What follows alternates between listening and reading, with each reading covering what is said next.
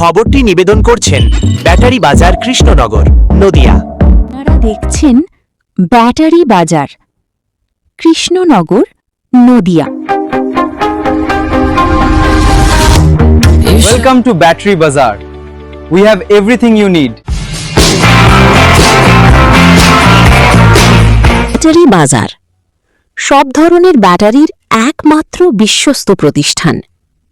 আমাদের ঠিকানা হল হাতারপাড়া, কৃষ্ণনগর, নদিয়া।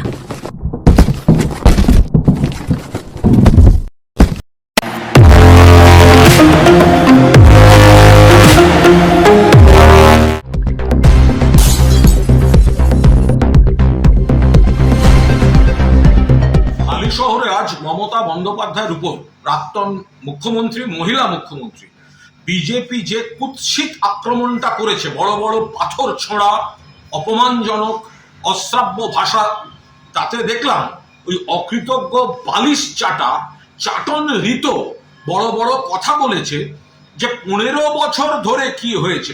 আরে 15 বছর চাটন ঋত, অপদার্থ, অকৃতজ্ঞ, বেঈমান, গদ্দার, একটা রেপের মামলার আসামি সিপিএম লাথি মেরে বার করেছিল, তৃণমূল কংগ্রেস আশ্রয় দিয়েছিল, ভুল করেছিল, আমাদের আপত্তি শোনেনি, কিন্তু আশ্রয় দিয়েছিল।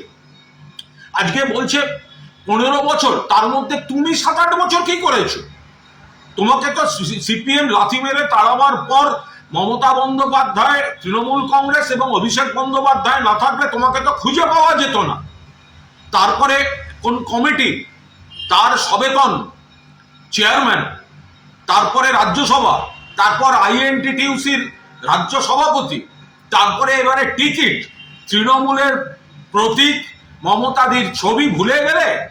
চাটন ঋত, বেঈমান, বালিশ চাটা মাল, যে আমি মমতা বন্দ্যোপাধ্যায় আর তার সুযোগ্য সেনাপতি অভিষেক বন্দ্যোপাধ্যায়ের প্রার্থী, আজকে 15 বছর দেখাচ্ছ। তার মধ্যে 7 বছর 8 বছর তুমি এখানকার ক্রিম পজিশনে ছিলে এই মমতা বন্দ্যোপাধ্যায়ের আশীর্বাদে।